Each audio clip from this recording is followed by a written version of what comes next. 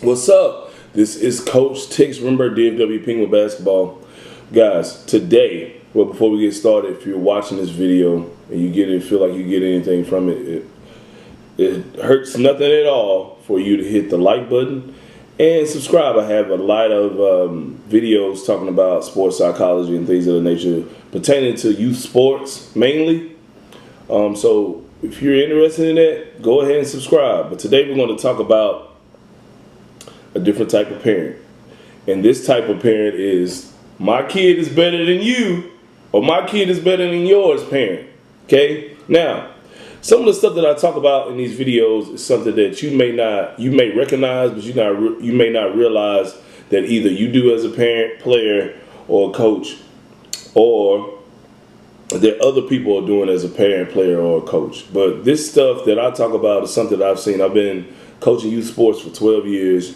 Full time, and I see all different types of things, and I want you guys to be able to notice and recognize some of the things that I see to make yourself do better as a player, a coach, or a parent of a student athlete. So today we're going to talk about that type of parent. This type of parent is always my kid is better than yours parent is always comparing their child's growth or their child's play in a sport compared to others. It may be one in specific that they're targeting, one other teammate in specific, or it could just be all of them.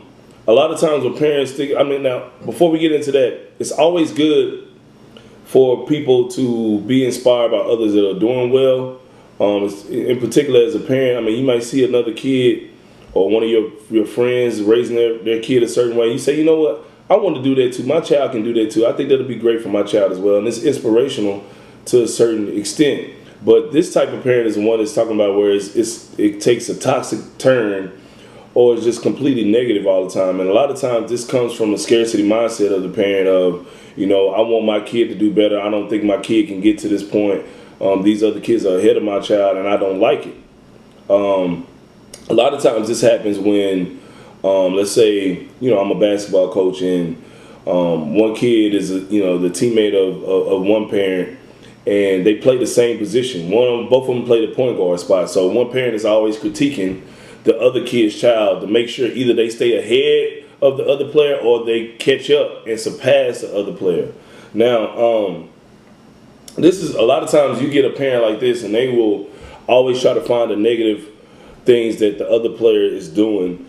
And they try to justify it by talking to other parents about it, talking to the coach about it, speaking negatively about the other kid, which is not fair, it's not right, but it happens. Like I said, a lot of times this happens when two kids are competing for the same spot on the team, or same spot, same position, or one kid, one parent wants their kid to be the big time player or have the spotlight on the team, and there's another kid competing for that spotlight. And a lot of parents, man, you'd be surprised, they are really competitive and they're not even on the team when it comes to other players on their own kid's team.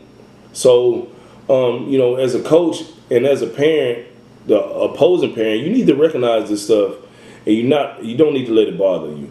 One thing I'm going to talk about today in that aspect is how to handle it as a parent. If you notice that another parent is acting like this or having this type of behavior, and they're saying negative things to you on the sidelines or saying negative things outside of you, or not directly to you at games and stuff, you need to recognize this stuff and ignore it really quickly.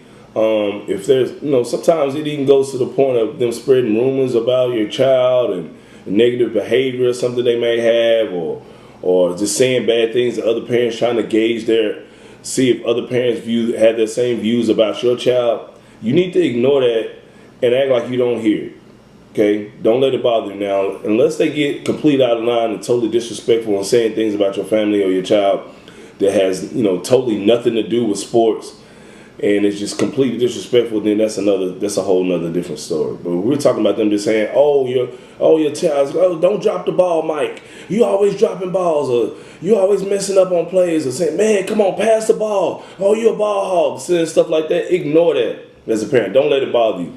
They see that it gets under your skin, they continue to do it, add fuel to the fire.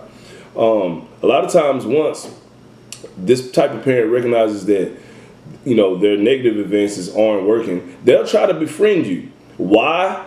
Because they see that the negative stuff isn't bothering you, and they want to get in the edge and know what you're doing. If you got your son doing extra workouts at a certain place, or playing for a certain team outside of their current team, or doing some weightlifting and training, or doing yoga and all that stuff, or whatever it may be, they may try to get information from you by being your friend so they can get an edge for their own child. Now, when that happens, you need to totally ignore these advances as well, and don't take any advice. I'm not any advice, but don't take them up on any of their offers to befriend or come by for dinner or any of this stuff. Okay, go to birthday parties and stuff, because if you see this person's acting this way at one point and now they're here trying to be your friend, what does that tell you? It's that negative feeling is still there.